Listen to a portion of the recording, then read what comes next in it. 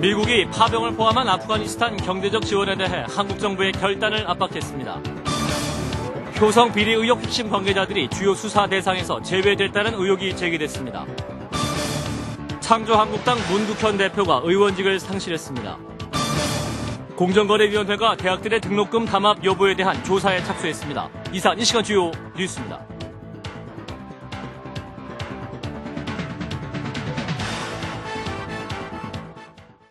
시청자 여러분 안녕하십니까? 한미 국방장관은 오늘 연례안보협의회를 갖고 양국 간 군사동맹 주요 현안을 논의했습니다. 로버트 게이츠 미 국방장관은 아프가니스탄 파병을 포함한 경제적 지원을 우회적으로 압박했습니다. 홍재표 기자입니다. 로버트 게이츠 미 국방장관은 오늘 오전 열린 한미 국방회담 직후 기자회견에서 아프간 파병을 우리 정부에 공식적으로 요청하지는 않았다고 밝혔습니다. 하지만 아프가니스탄에서는 현재 여러 가지 지원이 필요하다며 우리 정부의 결단을 간접적으로 촉구했습니다. In Afghanistan, there are, as I just indicated, a range of needs from helping to pay for the expansion and sustainment of the Afghan army and police. 게이츠 장관은 최종 결단은 한국 정부가 하는 것이라며 공을 우리 쪽에 넘겼습니다. 그러면서도 미국은 국제사회의 아프간 지원을 환영한다고 강조했습니다. 이번 한미 안보협의회에서 전투병 파병을 포함한 아프간 지원 문제는 공식적으로 다뤄지지 않았습니다.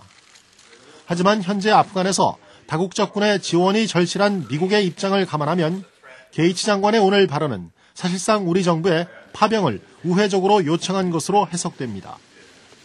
특히 한미 정상회담을 불과 한 달 앞둔 시점에 우리 군의 평화 유지 활동 등에 방점이 찍혀 있다는 점에서 이런 분석이 설득력을 얻고 있습니다. 외교 관례상 논란의 여지가 큰 사안일수록 직접적인 언급을 피한다는 점을 감안하면 미국이 간접적으로 파병을 요청한 것으로 받아들여질 수 있어 귀추가 주목됩니다.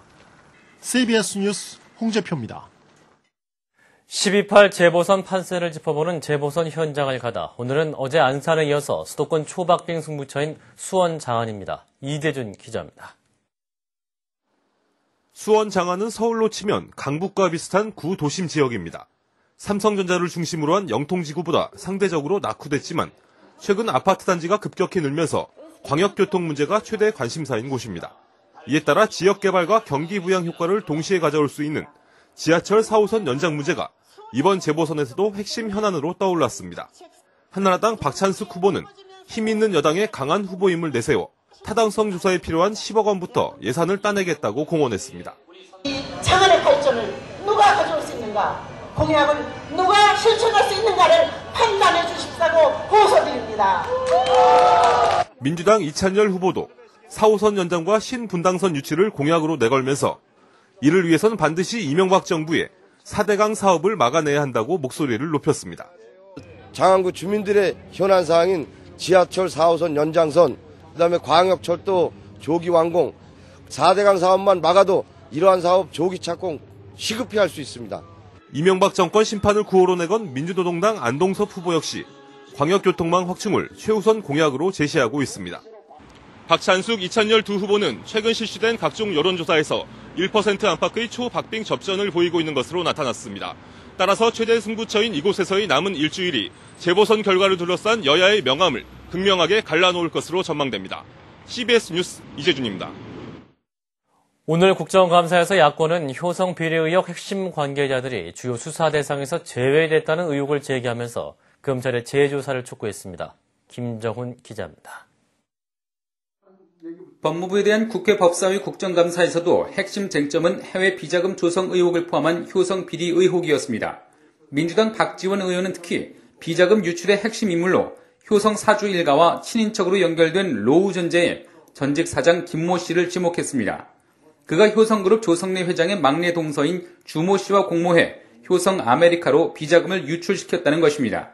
박 의원은 그러면서 로우전자 관계자 4명에 대해 영장을 청구한 검찰이 왜 김 씨에 대해선 조치를 취하지 않는지 의심을 품지 않을 수 없다고 말했습니다. 오늘 국감에서는 조성래 회장의 동서이자 로우전자 실질적 소유주인 주 씨가 그동안의 검찰 설명과는 달리 인터폴에 의해 수배되고 있지 않은 사실도 확인됐습니다. 이처럼 새로운 의혹과 문제 제기가 이어지자 야당 의원들은 재수사를 거듭 촉구하며 검찰을 강하게 질타했습니다.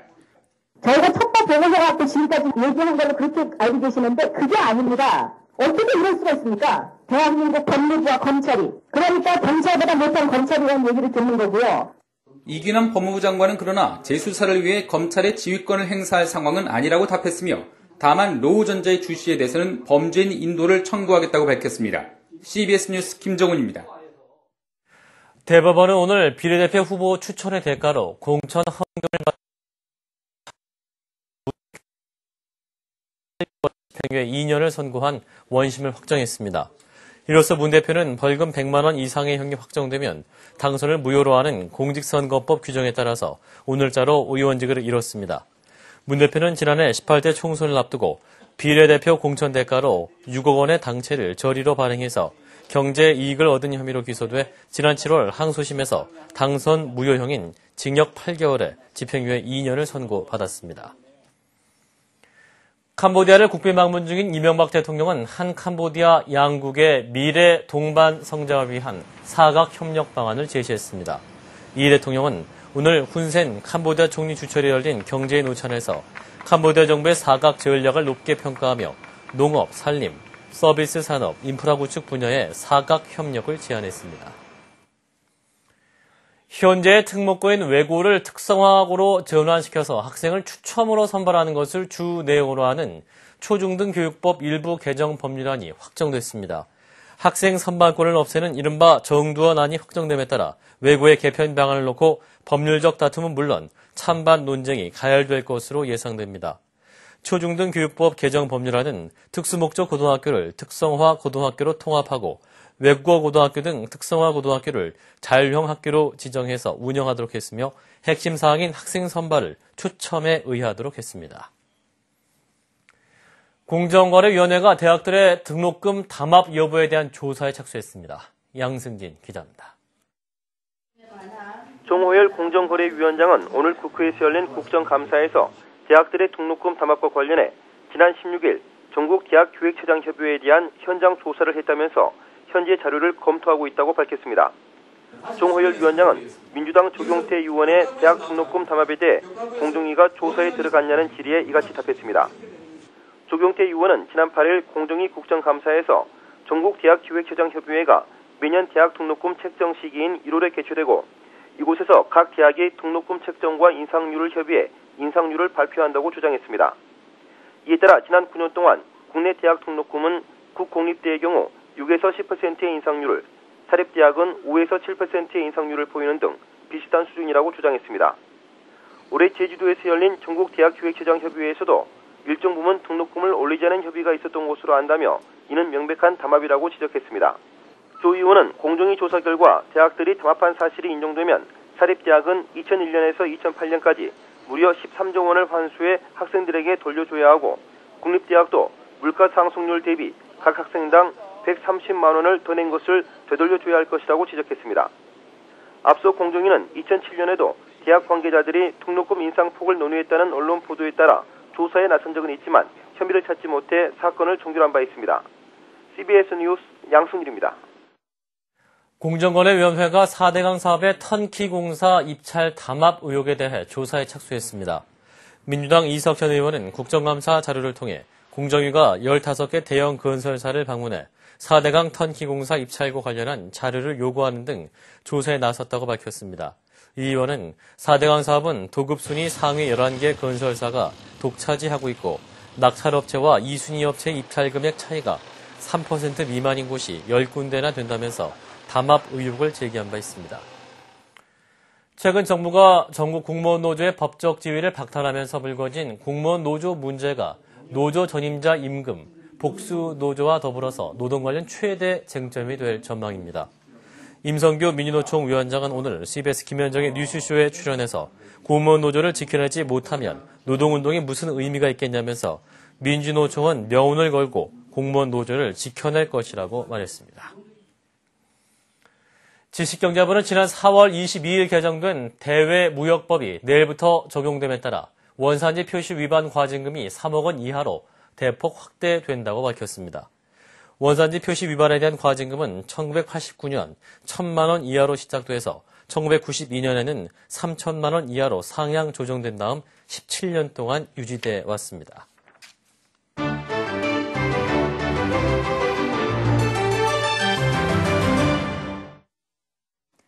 오스트리아 빈에서 2차 핵 협상을 벌이던 이란과 서방국이 팽팽한 줄다리기 끝에 핵 프로그램 협상안을 마련했습니다. 국제원자력기구가 이란이 보유한 농축 우라늄의 75%를 러시아로 보내 평화적인 용도로 재처리하기로 합의했는데 이란이 이 합의안을 수용할지가 주목됩니다.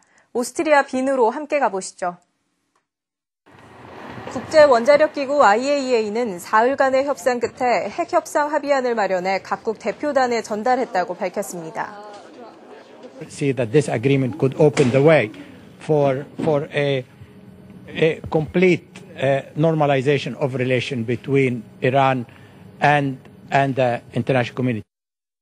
내용이 공식적으로 공개된 건 아니지만 이란의 농축 우라늄을 러시아에서 저농축 우라늄으로 전환한 뒤 프랑스에서 다시 의료용으로 제작한다는 내용이 핵심인 것으로 알려졌습니다. 침대에 누워 오로지 손가락만 움직일 수 있는 이 남성. 체중이 445kg이나 나가는 영국에서 가장 무거운 남자입니다. 숨쉬기조차 힘들어 응급조치를 받아야 하는데 병원까지 가는 게 문제입니다. 보건당국은 고민 끝에 특수 자동차와 휠체어를 만들었습니다. And if it weren't for them, by physically moving me and removing the side of my wall and my flat. 메이슨은 280kg에 육박하던 2003년부터 집에만 머물렀다고 하는데요. 6년 만에 무려 200kg이 더 쪘습니다. 미국 인디애나주의 한 환전소. 총을 든 강도가 직원에게 돈을 요구합니다. 놀란 여직원이 울면서 하느님을 찾자 이 강도는 그만 총을 버리고 기도를 시작합니다. 2살 난 아이 때문에 돈을 훔치려 했다며 10분 동안 눈물의 기도를 올렸는데요. 급기야 인질이었던 직원까지 끌어안습니다. 이 강도는 다음날 경찰에 자수했다고 하는데요. 강도지만 어딘가 연민을 느끼게 하죠. 지금까지 김도란이었습니다.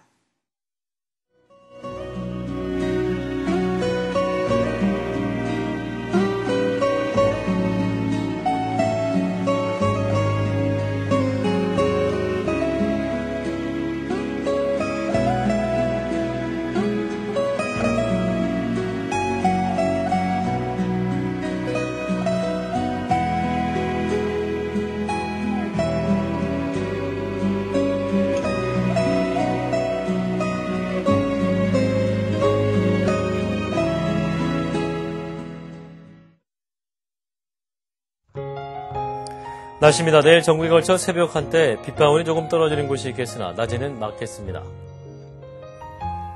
아침 최저기온은 2도에서 15도, 낮 최고기온 19도에서 24도로 오늘과 비슷하거나 조금 높겠습니다.